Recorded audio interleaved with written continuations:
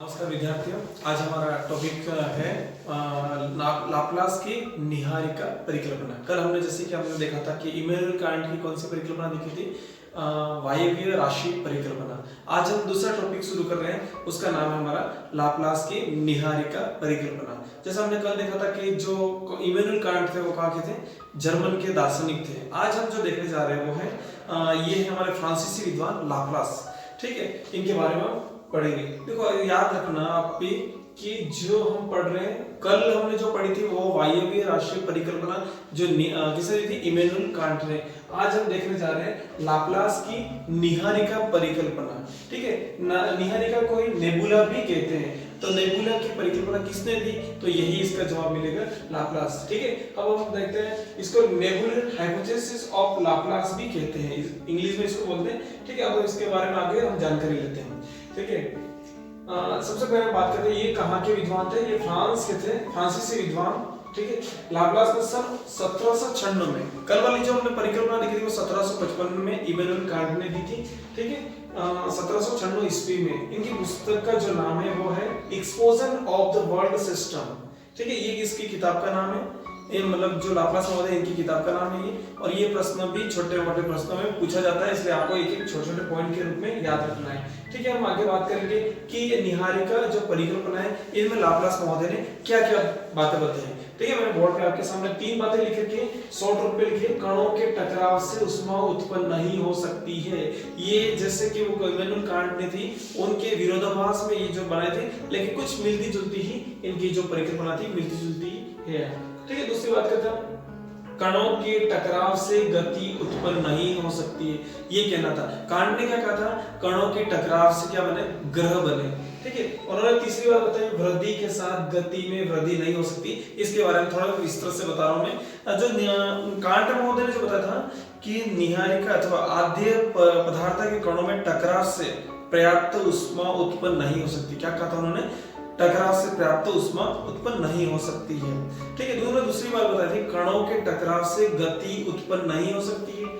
कणों के टकराव से गति उत्पन्न नहीं हो सकती है। तीसरी बात उन्होंने बताई थी, आकार में वृद्धि के साथ गति में वृद्धि नहीं हो सकती है। तो इन जो अशुद्धियां थी उनको दूर करने के लिए लाप्लास ने कुछ नई परिकल्पना की, और यह भी माना गया है कि कुछ परिकल्पना में जो बात बताई गई वो कांट महोदय की ही बातें बताई गई है। ठीक है, उन्होंने जो बातें बताई वो क्या बातें थी, जो उन्होंने पहली बात बताई थी वो क्या थी, ब्रह्मांड में पहले से ही एक निहारिका मौजूद थी। उन्होंने क्या कहा था, जितने भी कण थे वो आपस में टकराए, फिर गति हुई, फिर इसके बाद एक लहर घूमी, और इसके बाद क्या होगा, धीरे धीरे ग्रहों का विकास होगा। ठीक है, ये माना था इमैनुअल कांट ने। लेकिन इन्होंने जस्ट उल्टा बताया। उन्होंने क्या बताया कि जो निहारिका है वो पहले से ही, निहारिका मतलब नेबुला, जो पहले से ही इस ब्रह्मांड में मौजूद थी, ये बताया लाप्लास महोदय ने। ठीक है, इसके बाद उन्होंने यह निहारिका प्रारंभ से ही क्या थी, गतिशील थी, मतलब शुरू से ही क्या थी, गतिशील थी। तो आपको लग रहा होगा कि इनके भी मूल्यांकन जब हुआ होगा तब इनके भी कुछ न कुछ गलतियां निकाली होगी। और आपको हमेशा पता होगा कि हमेशा किसी न किसी बात के लिए कोई ना कोई आलोचक जरूर होते हैं, चाहे वो कर पाए या न कर पाए, लेकिन आलोचक जरूर होते हैं। तो इमैनुअल कांट के भी आलोचक पे थे, उन्होंने दोष बताए उनके, और लाप्लास महोदय के भी इसी प्रकार उन्होंने दोष बताए। जो तीसरी बात हम बता रहे हैं, यह निहारिका निरंतर शीतल होकर आकार में क्या होगा, सिकुड़ती गई, ठंडी होकर क्या होगा, सिकुड़ती गई। जैसे अपने भिंडी वगैरह होती है, सूख जाने के बाद क्या होगी, सिकुड़ती है, आपस में छोटी होती, उसी प्रकार से ये क्या होगी, सिकुड़ती गई। ये मानना था लाप्लास महोदय का। ठीक है, इस प्रकार से ब्रह्मांड में 3 स्वयं माने हुए तथ्यों के अनुसार अतीत काल में ब्रह्मांड एक गतिशील एवं तृप्त महापिंड था। क्या था ये, तृप्त एक महापिंड था। ठीक है, ये किसने बताया, लाप्लास महोदय ने बताया इसके बारे में। ठीक है, इन्होंने ये भी कहा कि यहाँ पर कांट की जो तीसरी गलती थी जो दूर हो जाती है, अत्यधिक गति के साथ केंद्र प्रसारित बल। मैंने बताया था शुरू में, केंद्र प्रसारित मतलब बिंदु से बल होना। ठीक है, के कारण से निहारिका में मध्यवर्ती भाग के पदार्थ भारहीन होने लगे, मतलब हल्के होने लगे, मध्य भाग के बाहर की ओर उभरने लगा, और ऊपरी भाग निरंतर शीतल होकर होने के कारण से अत्यधिक घना हो गया, परंतु ऊपरी भाग निचले भाग के भ्रमण नहीं कर सका। तो ये जो परिकल्पना थी ये किसने दी थी, लाप्लास महोदय ने दी थी, और आपको इसकी पीडीएफ भी मैं पहुंचा दूंगा, ठीक है। और इसके बारे में और कुछ जानकारी और बता रहा हूं मैं। प्रत्येक छल्ला एक दूसरे से दूर हटता गया। प्रत्येक छल्ले में समस्त भाग ने एक स्थान से गांठ के रूप में एकत्रित होकर गर्म वायव्य ग्रंथि, जो मतलब आपको पता होगा पृथ्वी भी एक ग्रह है, तो वो भी एक गर्म प्रकार का ही एक ग्रंथि है या एक ठोस रूप है, ठीक है। आगे बात करते हैं इसके कुछ मूल्यांकन है, वो अभी मैं नहीं बता पाऊंगा क्योंकि इसके मूल्यांकन ज्यादा मात्रा में, इसलिए इस छोटी सी क्लास हम निहारिका की जो परिकल्पना इसका मूल्यांकन भी अब देख लेते हैं। तो मूल्यांकन में क्या है, देखो सबसे पहले हम बात करते हैं निहारिका के बारे में। उन्होंने बता दिया तो कैसे बनी, कैसे ग्रहों की रचना हुई, उसके बारे में बताया। तो सबसे पहले मूल्यांकन इनके क्या थे। अपने सरल रूप के कारण से लाप्लास की परिकल्पना को प्रारंभ में ही पर्याप्त समर्थन मिला। क्या हुआ उनको, शुरू में उनको क्या मिला, बहुत ही उनको समर्थन मिला, ठीक है। लगभग 150 वर्षों तक इसका समाधान होता रहा, मतलब इसी के बारे में चर्चा होती रही कि लाप्लास की परिकल्पना इस प्रकार से है, और उनकी उस प्रकार से चर्चा होती रही। कम से कम 150 साल तक ये चर्चा होती रही।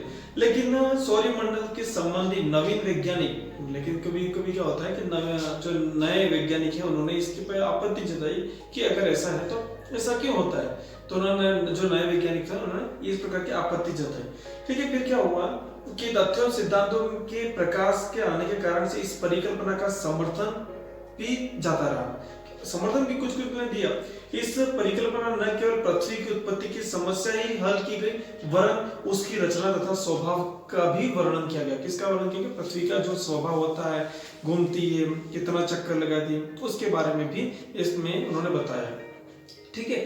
फिर कुछ मूल्यांकन में कुछ बातें समझ में सामने आई कि जिनका विरोधाभास हुआ। तो सबसे पहली बात थी कि सौरमंडल के विभिन्न ग्रहों का वर्तमान कोणीय आवेग जो कि प्रारंभ में ही निहारिका में व्याप्त था। क्या मानना था उनका कि पहले से ही निहारिका में व्याप्त था। कौन, कोणीय आवेग।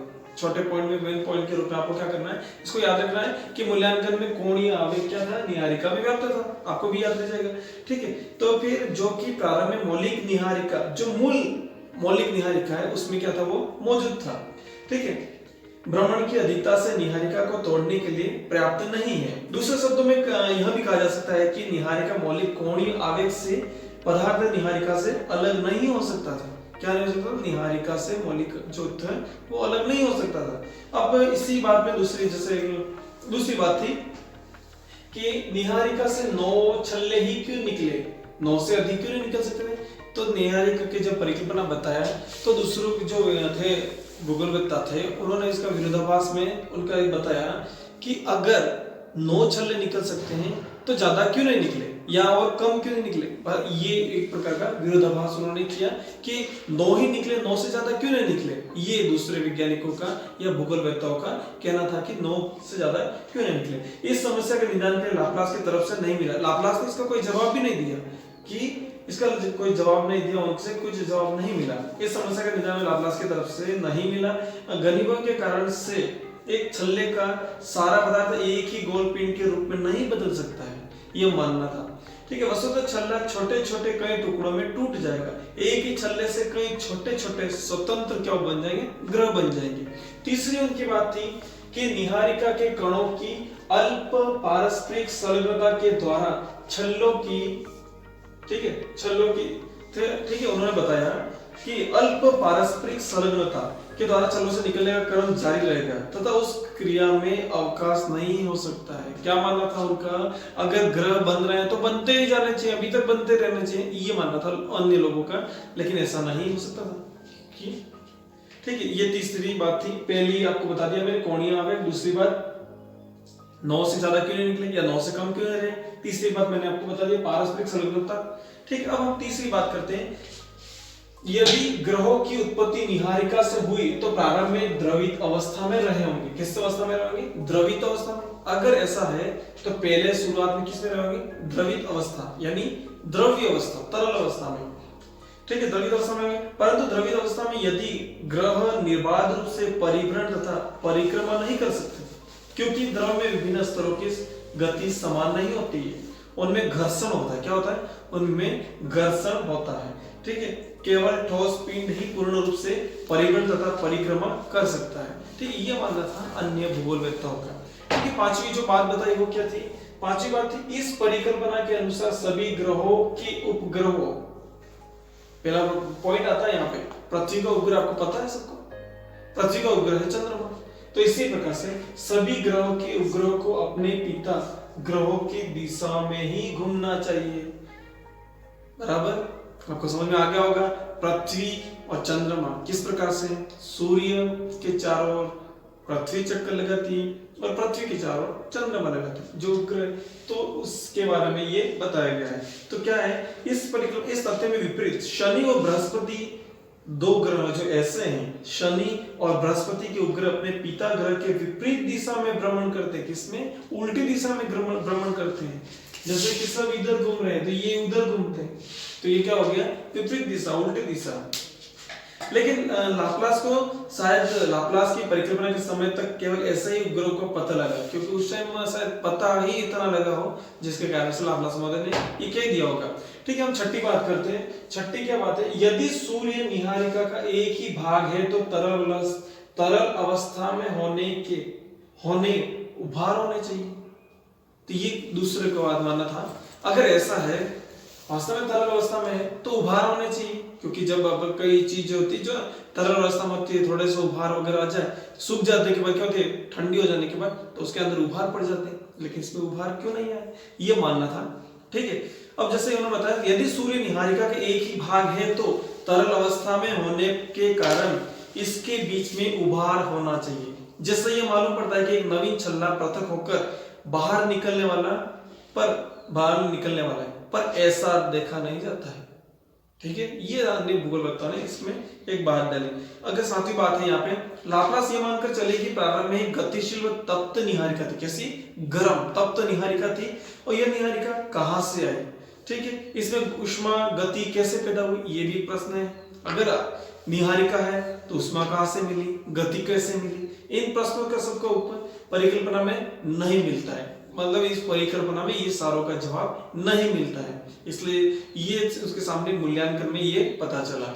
ठीक है, ये थी हमारी आज लाप्लास की निहारिका परिकल्पना, जिसने हम इसके बारे में हमने पढ़ा। अगला जो हम पढ़ेंगे 3 दिनों के बाद, ठीक है, द्वैतवादी संकल्पनाएं। ठीक है, चैम्बरलिन की ग्रहाणु परिकल्पना पढ़ेंगे।